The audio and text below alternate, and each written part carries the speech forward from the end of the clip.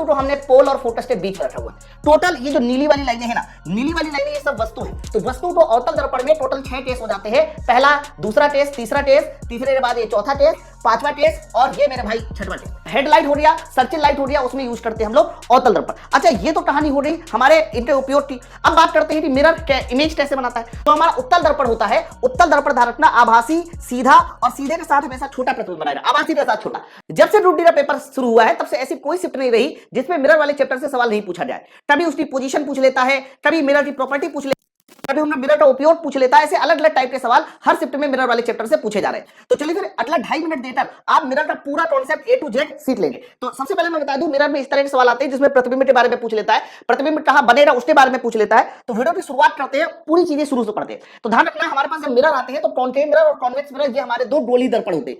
गोली दर्पण में जो कॉन्केव मिरर होता है वो अभिसारी होता है, यानी सारी प्रकाश की किरणों को एक बिंदु पर मिला देता है, जबकि कॉन्वेक्स मिरर जो है वो अपसारी होता है, प्रकाश की किरणों को फैला देता है। अब उपयोग को समझने से पहले आप ये समझ लो कि ये प्रतिबिंब बनाते कैसे। जैसे कि जो हमारा उत्तल दर्पण होता है, उत्तल दर्पण ध्यान रखना आभासी, सीधा और सीधे के साथ हमेशा छोटा प्रतिबिंब बनाएगा, आभासी के साथ छोटा। जबकि जो अवतल दर्पण होता है वो आभासी के साथ हमेशा बड़ा प्रतिबिंब बनाएगा, आभासी के साथ हमेशा बड़ा बनाएगा। जबकि अगर मैं बात करता हूं यहां पर वास्तविक के साथ कैसा बनाता है, तो वास्तविक प्रतिबिंब उल्टा होता है। लेकिन वास्तविक के साथ वो छोटा भी बना सकता है अवतल दर्पण, बड़ा भी बना सकता है और मेरे भाई बराबर भी बना सकता है। तो अवतल दर्पण में आभासी के साथ हमेशा बड़ा प्रतिबिंब बनता है, इस बात को याद कीजिए। उत्तल दर्पण में आभासी के साथ छोटा प्रतिबिंब बनता है, इसी के आधार पर उपयोग है। अवतल दर्पण का यूज गाड़ियों की हेडलाइट में होता है।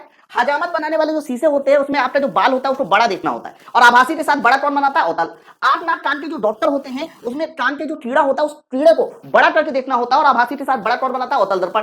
सोलर कुकर में सारी प्रकाश की किरणों को एक बिंदु पे मिलाना होता है, कन्वर्जेंट मिरर कौन होता है, अवतल दर्पण। सोलर कुकर में भी हम लोग अवतल दर्पण यूज करते हैं। सर्चिल लाइट हो गया, उसमें भी हम लोग अवतल दर्पण का इस्तेमाल करते हैं। जबकि उत्तल दर्पण की बात करते हैं, क्योंकि उत्तल दर्पण चीजों को फैला देता है, इसलिए परावर्तक लैंप जो नगर पालिका वाली लाइट होती है जो पीली रोशनी देती है उसको परावर्तक लैंप कहते हैं, उसमें हम लोग उत्तल दर्पण कॉन्वेक्स मिरर यूज करते हैं। लालटेन के शीशे में, धूप के चश्मे में। जो रियर व्यू मिरर होता है, रियर व्यू मिरर वो मिरर होते हैं जो गाड़ियों के पिछले वाले पीछे जो ट्रक आ रहा है उस उतने बड़े ट्रक का आपको छोटा सा व्यू बना के दिखा देते हैं। आप गाड़ी में आगे बाइक में चल रहा है, पीछे ट्रक आ रहा है, इतने बड़े ट्रक का छोटा व्यू बना देते हैं, यानी आभासी के साथ छोटा प्रतिबिंब बना देते हैं उत्तल दर्पण। तो गाड़ियों के पिछले वाले दर्पण में हम लोग इस्तेमाल करते हैं उत्तल दर्पण, जबकि हेडलाइट हो गया, सर्चिल लाइट हो गया, उसमें यूज करते हैं हम लोग अवतल दर्पण। अच्छा, ये तो कहानी हो रही हमारे इनके उपयोग की। अब बात करते हैं कि मिरर इमेज कैसे बनाता है। तो सबसे पहले सबसे आसान मैं बताता हूं समतल दर्पण कैसे प्रतिबिंब बनाता है। जब समतल दर्पण की बात करते हैं तो समतल दर्पण ध्यान रखना जो भी प्रतिबिंब बनाएगा वो वस्तु के बराबर बनाएगा, आभासी बनाएगा, सीधा बनाएगा। यानी अगर वस्तु यहां है तो जो भी हमारा समतल दर्पण होगा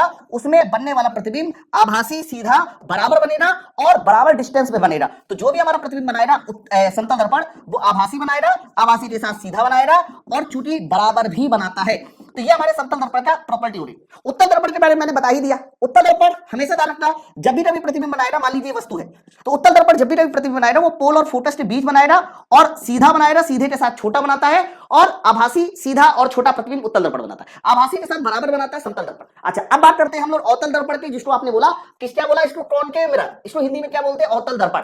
इसमें कितने टेस्ट होते हैं, इसमें टोटल 6 टेस्ट होते हैं। आप देखो यहां पर मैंने अवतल दर्पण बनाया, ये इसका पोल, ये इसका फोकस, ये इसका सेंटर, ये इसका इन्फिनाइट। इसमें 6 टेस्ट क्या होते हैं कि अगर वस्तु को हमने कहां पर रखा हुआ है, इन्फिनाइट पर रखा हुआ है, पहला टेस्ट ये हो गया। दूसरा, वस्तु को हमने इन्फिनाइट और सेंटर के बीच में रखा हुआ है। तीसरा, वस्तु को हमने सेंटर पे रखा हुआ है। चौथा, वस्तु को सेंटर और फोकस के बीच में रखा हुआ है। पांचवा, वस्तु को हमने फोकस में रखा हुआ है, और छठवा, वस्तु को हमने पोल और फोकस के बीच में रखा हुआ है। टोटल ये जो नीली वाली लाइनें है ना, नीली वाली लाइनें ये सब वस्तु है। तो वस्तु को अवतल दर्पण में टोटल 6 टेस्ट हो जाते हैं। पहला, दूसरा टेस्ट, तीसरा टेस्ट, तीसरे के बाद ये चौथा टेस्ट, पांचवा टेस्ट और ये मेरे भाई छठवां टेस्ट। अब होता क्या, अवतल दर्पण में अगर वस्तु इन्फिनाइट में रखी है तो हमेशा इस बात को ध्यान रखना, वस्तु अगर इन्फिनाइट पे है तो प्रतिबिंब को फोकस पे बनाइए, यानी इन्फिनाइट और फोकस एक दूसरे से हमेशा रिप्लेस हो जाते हैं। क्या हो जाते हैं, रिप्लेस हो जाते हैं। इसीलिए मैं सारे के सारे प्रॉपर्टी को याद भी करा देता हूं। देखो इसमें कितने तरह के मैंने टेस्ट बताए मेरे भाई, मैंने इसमें 6 तरह के टेस्ट बताए। यहां पर मैंने वस्तु लिख दिया, यहां पर मैंने लिख दिया प्रतिबिंब। अब 6 तरह के टेस्ट को कैसे याद करना है उसको आप एक बार जल्दी से समझ लीजिए। बच्चों याद करो, मैंने पहला टेस्ट क्या बताया।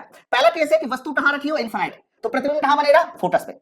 वस्तु कहां रखी हो, इन्फिनाइट और सेंटर के बीच में, तो प्रतिबिंब कहां बनेगा, इन्फिनाइट को बना दो फोकस, फोकस और सेंटर के बीच में। तीसरा टेस्ट होता है वस्तु कहां रखी हो, सेंटर पे, तो प्रतिबिंब कहां बनेगा, सेंटर पे। चौथा टेस्ट क्या होगा कि वस्तु रखी हो और आगे, सेंटर के और आगे, वस्तु रखी हो सेंटर और फोकस के बीच में।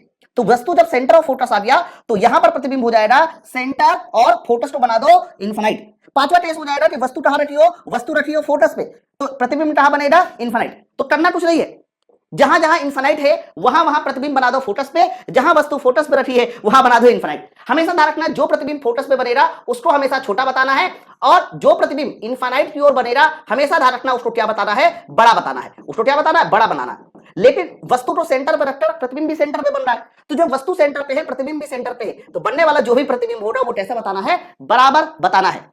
अब सवाल ये है कि सर समझ में तो आ गया, जल्दी से थोड़ा और बताइए। अब पहले वाले केस में वस्तु कहां, इन्फिनाइट पे, तो प्रतिबिंब कहां बनेगा, फोकस पे, बहुत छोटा बनता है, बिंदु जैसा बनता है, यानी पहले का प्रतिबिंब ये ए हो गया, पहले 1 का प्रतिबिंब ए, फिर वस्तु इन्फिनाइट और सेंटर के बीच आ गई, तो प्रतिबिंब कहां हो जाएगा, सर प्रतिबिंब अब फोकस से सेंटर की ओर भागेगा, यानी प्रतिबिंब बनेगा फोकस और सेंटर के बीच में, इसको हमने बी कह दिया। वस्तु हमारी तीसरे नंबर सेंटर पे है, तो प्रतिबिंब भी कहां बनेगा, सेंटर में बनेगा, बराबर साइज का बनेगा, इसको हमने सी कह दिया। यानी जैसे जैसे वस्तु दर्पण की ओर आ रही है ना, और कहां तक, फोकस तक दर्पण की ओर आ रही है, तो प्रतिबिंब दर्पण से दूर जा रहा है। अब आगे चौथे वाले केस में वस्तु देखो सेंटर और फोकस के बीच आ रही, तो प्रतिबिंब बन जाएगा सेंटर और इन्फिनाइट के बीच में, चौथे वाले का प्रतिबिंब डी हो गया।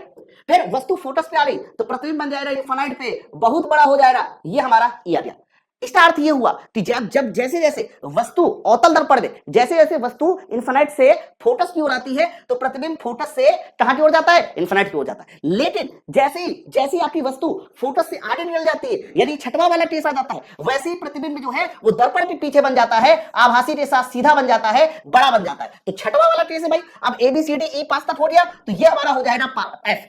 तो ये जो लास्ट वाला केस है, यानी छठवां केस है, छठवें केस को मैं यहां लिख दे रहा हूं कि जब वस्तु को हम कहां रखते हैं, फोकस और पोल के बीच में रखते हैं, तो बनने वाला प्रतिबिंब कहां बन जाता है, दर्पण के पीछे बन जाता है। लास्ट वाला केस वही केस है जो आभासी के साथ सीधा बना रहा है, बड़ा बना रहा है, और यही वाला वो केस होता है। ये जो छठवा वाला केस है, लास्ट वाला केस है बच्चों, ये लास्ट वाला जो केस है, इसी टेस्ट का यूज हम लोग कहां करते हैं, इसी टेस्ट का यूज ENT स्पेशलिस्ट, आंख नाक कान के डॉक्टर करते हैं। इसी तरीके से जो हजामत बनाने वाले लोग होते हैं, दाढ़ी बनाने वाले लोग होते हैं, वो भी हमारे अवतल दर्पण के इसी टेस्ट का इस्तेमाल करते हैं। लोग ये तो याद कर लेते हैं कि आंख नाक कान के डॉक्टर जो है वो अवतल दर्पण का इस्तेमाल करते हैं। लेकिन अगर मैं पूछूं कि अवतल दर्पण के कौन सी कंडीशन का इस्तेमाल करते हैं, पहला ऑप्शन दे दूं सेंटर ऑफ फोकस के बीच में रखी हो वस्तु, दूसरा ऑप्शन दे दूं फोकस में रखी हो वस्तु, तीसरा ऑप्शन दे दूं फोकस और पोल के बीच में रखी हो वस्तु, तो तुम्हें पता होना चाहिए कि कौन सा टेस्ट इस्तेमाल करते हैं। तो लास्ट वाला टेस्ट ऐसा होता है जिसमें आंख नाक कान के डॉक्टर, हजामत बनाने वाले लोग ये लास्ट वाले टेस्ट को इस्तेमाल करते हैं। उसी तरह से सोलर कुकर में अवतल दर्पण इस्तेमाल होता है, तो कौन वाला टेस्ट सोलर कुकर में इस्तेमाल होता है, तो सोलर कुकर में क्या होता है, सूर्य से अनंत से प्रकाश की किरणें आ रही हैं, और कुकर से टकराने के बाद, मतलब दर्पण से टकराने के बाद कुकर में जाके मिल रही है। तो ये जो हमारा पहला वाला केस है जिसमें प्रकाश की किरणें अनंत से आ रही हैं और टकराकर कहां पर मिलती है, फोकस में, ये पहला वाला केस इस्तेमाल किया जाता है सोलर कुकर में। तो जब डिटेल में हम लोग घुसेंगे तब कहीं जाके हमें पता चलता है सर, हाँ सर इस तरह के सवाल भी पूछे जा सकते हैं। तो ये जो कॉन्सेप्ट है मैंने पूरा बता दिया, इसके बाहर आपके एग्जाम में कुछ भी नहीं आएगा। बस जो सबसे मेन इंपॉर्टेंट कॉन्सेप्ट है वो यही है, आभासी के साथ बराबर बनाया तो समतल दर्पण, आभासी के साथ छोटा बनाया उत्तल दर्पण, आभासी के साथ अगर बड़ा बनाया तो मेरे भाई अवतल दर्पण होगा। बाकी अगर वास्तविक प्रतिबिंब बन रहा है तो हमेशा अवतल दर्पण ही होगा। वास्तविक प्रतिबिंब अवतल दर्पण में बराबर भी बन सकता है, वास्तविक प्रतिबिंब अवतल दर्पण में छोटा भी बन सकता है, वास्तविक प्रतिबिंब अवतल दर्पण में बड़ा भी बन सकता है। तो कैसा लगा आपको कॉन्सेप्ट, नीचे मुझे कमेंट सेक्शन में जरूर बताइएगा, क्योंकि इस तरह के सवाल हर शिफ्ट में पूछे जा रहे हैं, और ऐसा ही मैं कॉन्सेप्ट लेंस के लिए भी आपके लिए रिकॉर्ड करके दे दूंगा। चलिए फिर हम लोग मिलते हैं नेक्स्ट वीडियो में, तब तक के लिए थैंक यू वेरी मच, जय हिंद।